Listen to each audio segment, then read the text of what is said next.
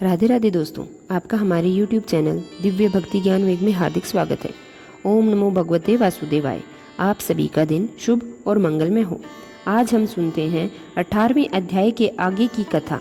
निर्जला एकादशी व्रत का वर्णन 19वें अध्याय में।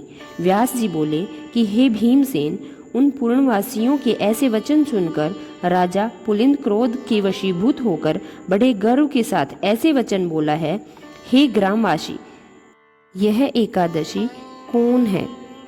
इस दिन किनका व्रत किया जाता है? और अरे मूड निष्फल बातें क्यों बनाता है? तू अपने घर कुशलता से चला जा, नहीं तो मेरे यह परम दारुण दूत तुझको मारेंगे। तत्पश्चात वे सब सैनिक नगर में घुस गए और बड़े बड़े महात्मा और साहूकारों के घर के दरवाजे तोड़कर घरों का अन्न और धन और कोष धीरे धीरे ले जाने लगे। बड़े बड़े धन वालों के घरों के फाटक तोड़कर अच्छे अच्छे धन को ले गए और समस्त नगर के घर भयानक सैनिकों से भर गए।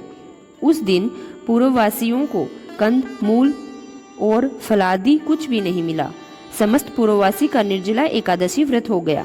सूर्यास्त हो गए और नगर के बालकों तक को जल भी नहीं मिला और नगर में बड़ा हाहाकार होने लगा।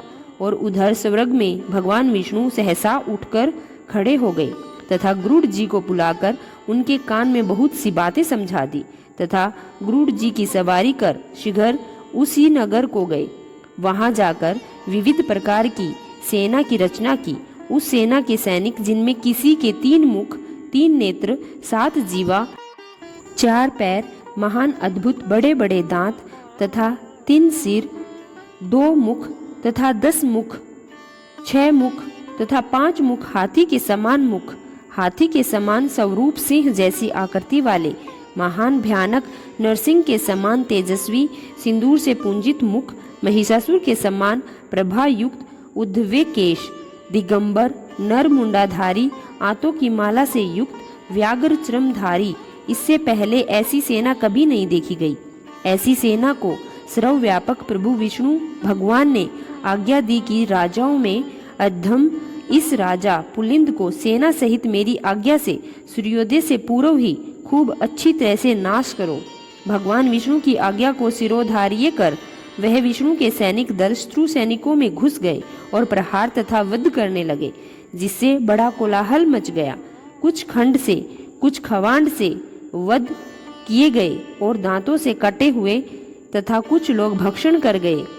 कुछ वीर लोग भाग रहे थे, उनके पैरों से पकड़कर नीचे गिरा दिया गया। इस प्रकार पैदल सेना से बहुत से वीर मार दिए गए और बहुत से खा लिए गए। रथी, घुड़सवार, घोड़ा आदि अत्यंत दांतों से चूर्ण कर दिए गए। शिविर में आग लगाकर भस्म कर दिया गया और उसका बड़ा प्रकाश हुआ। उस प्रकाश को देखकर सबको बड़ा विस्मय हुआ और कहने लगे कि तुम लोग कौन हो और कहां से आए? हम लोगों ने ऐसे वीरों को कहीं पर कभी नहीं देखा। अतः उनको मनुष्य न समझकर सब सैनिक भागने लगे। सैनिकों को भागता हुआ देखकर विष्णु सैनिकों ने उनका पीछा कर मार डाला। इस प्रकार पुलिंद के सब सैनिकों को मार डाला गया। इसके पश्चात विष्णु गणों के साथ युद्ध करने के लिए सोम राजा पुलिंद गया और शस्त्र अस्त्र के दारुण प्रहार से आधा प्रहार युद्ध किया। जब उनके साथ युद्ध करने में किसी प्रकार में समर्थ न हुआ, तब मन में विचार करने लगा कि अब हम यहीं से भाग जाएं, अन्यथा यहाँ पर सब नष्ट हो जाएंगे। ऐसा विचार करके राजा पुलिंद ने मेघास्त्र छोड़ा, जिसके द्वारा वहां घोर अंधकार हो गया और मेघ जल बरसाने लगा तथा बड़े प्रचंड वेग से पवन चलने लगी। इससे विष्णुगण सब मुग्ध हो गए और जो जहां पर था वहीं सब काम छोड़कर बैठ गए। ऐसा समय देखकर राजा पुलिंद घोड़ों पर सवार होकर सहसा वहां से चल दिया।